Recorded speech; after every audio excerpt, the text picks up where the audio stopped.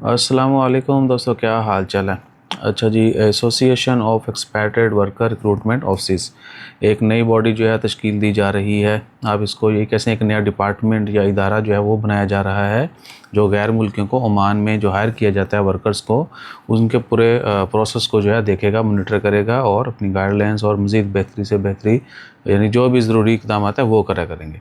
जिस तरह पहले labour ministry ROP visa issue करती है, लेबर मिनिस्ट्री से वर्क परमिट और दीगर अथॉरिटीज़ जो हैं जहाँ जहाँ जिसकी भी इन्वॉल्वमेंट होती है वो सब तो है ही, लेकिन अब एक नया इदारा जो स्पेसिफिकली एक्सपैट्रिएट्स हायरिंग के प्रोसेस को देखेगा और जो ऑलरेडी चल रहा है उनको भी मॉनिटर करेगा। अच्छा, इसका आगाज़ कब होगा और मज़ीद बहुत सारी तफसीलात जो आपके जहन में सवाल आ रहे हैं कि जी क्या हम क्या करेंगे, हमारे लिए भी होगा या फ्यूचर में कौन कैसे, ये वो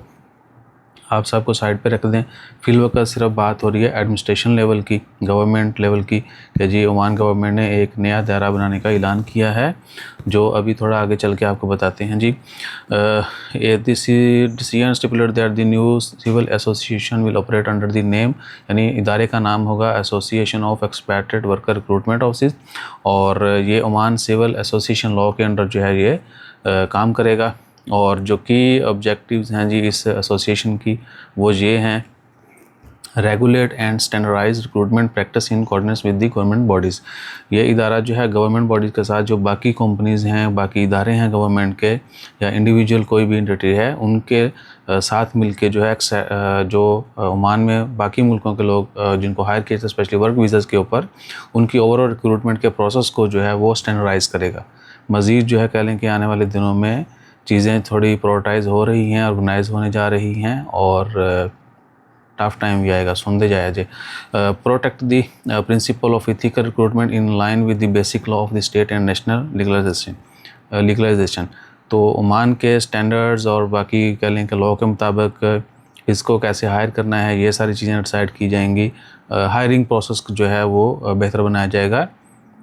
और रिप्रेजेंट करेंगे जी recruitment office before government authority and defending their rights and interest to ensure they operate effectively and legally. जो ऑलरेडी इदारे काम कर रहे हैं मैन पावर हायरिंग वाले, जिनके पास बहुत सारी जो लोग उनके पास होते हैं वो फिर आगे थर्ड पार्टी पे काम करते हैं, रिक्रूटमेंट जो एजेंसीज़ हैं पहले से चल रही हैं उनको भी मज़ीद बेहतर बनाएंगे। अब वो डायरेक्ट गवर्नमेंट के साथ जो है वो कॉन्टैक्ट नहीं करेंगे,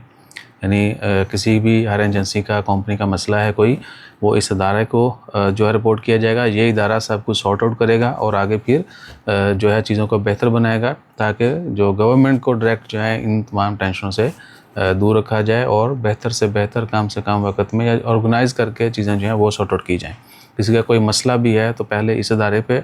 जाएगी चीज़ और उसके बाद जो है फिर आगे बढ़ेगी। और उसके बाद आ जाए जी coordinate with embassies through the Ministry of Foreign Affairs on matter related to resolving dispute involving worker using mediation and reconciliation। अगर किसी का कोई मसला है, ठीक है जी,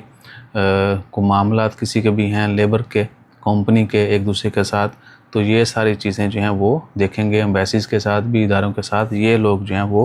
कांटेक्ट करेंगे, ना कि बंदा खुद जाके या किसी और थर्ड पार्टी के ज़रिए।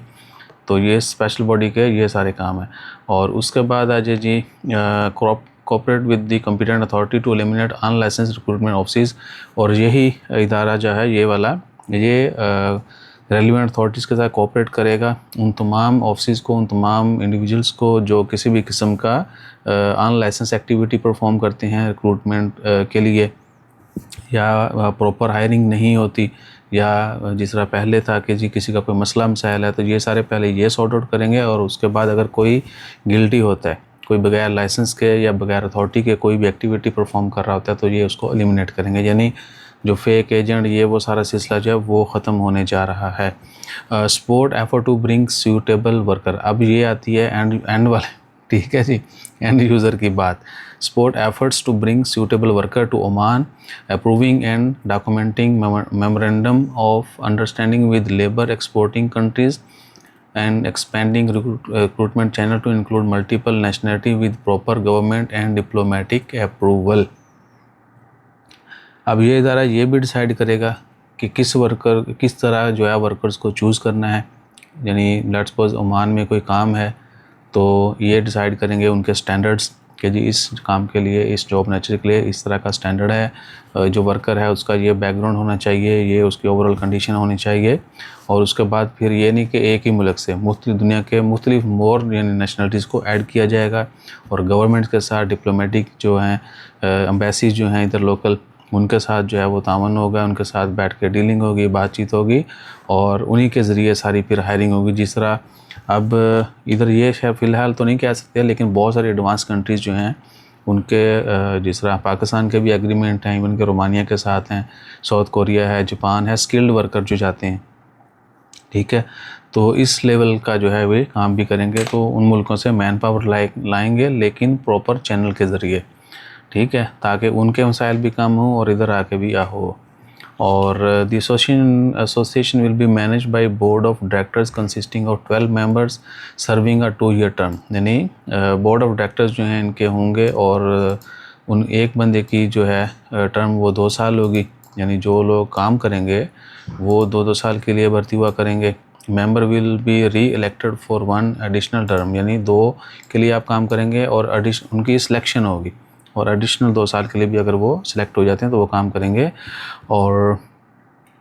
Only the founding member are eligible to stand for board membership during the first general assembly meeting follow the association. ये तो मैनेजमेंट लेवल की बात हो गई। और बाकी इसमें मेंशन किया गया जी association funding will come from membership fees. Of course इस अदारे की मेंबरशिप फ़ीस होगी, जो रिक्रूटमेंट एजेंसीज़ हैं, कंपनी जो इनके साथ सबको होना पड़ेगा, तो उनकी मेंबरशिप फ़ीस भी होगी, उसके बाद डोनेशंस भी इकट्ठी होंगी, और बाकी कह लें कि बहुत सारे और भी चीज़ें होती हैं वो भी, और जो स्टेट गिफ्ट्स वगैरह होते हैं, ठीक है, समझ गए ना, जिसके चक्कर घड़ी के चक्कर में खान साहब अंदर है, तो वो सब जो है इनको डोनेशन जो इकट्ठी होनी है, गिफ्ट्स आनी है, वो सारा पैसा रेवेन्यू जो जनरेट होना है, उसके बाद जो एक्टिविटीज़ परफॉर्म करनी इन्होंने, उसमें से बहुत सारे रेवेन्यू जो जनरेट होना है वो, उसके बाद गवर्नमेंट सब्सिडी देती है, उसके बाद और भी बहुत सारी रेवेन्यू की होंगी टर्म्स, तो वो सारी जो सिस्टम है उससे जो पैसा जनरेट होगा उससे ये बॉडी चलेगी। यानी जितने भी लोग इसमें ऑफ कोर्स काम करना है, बहुत सारे और एक प्रॉपर इदारा बनने जा रहा है, उसके हज़ारों खर्चे होंगे, अखराजात होंगे, तो वो सारे इन चीज़ों से निकलने हैं। सही है जी। सो एक दफ़ा फिर थोड़ा सा रिपीट कर दें कि ओमान में एक नया इदारा बनाया जाने वाला है, उसकी तश्कील दे दी गई है, और बहुत जल्द जो है वो कहते हैं कि जी एक्टिवेट भी हो जाएगा। ओमान में जितना भी एक्सपैट्रिएट्स को हायरिंग का प्रोसेस है उसको मॉडर्नाइज़ कह सकते हैं, ऑर्गेनाइज़ कह सकते हैं, बेहतर बनाने के लिए,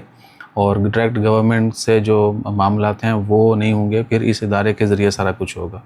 और ये इदारा एक तो चीज़ों को बेहतर बनाएगा, जो मामलात हैं उनको निपटाने के लिए भी रोल प्ले करेगा, और फ्यूचर में मज़ीद जो है बेहतरी के लिए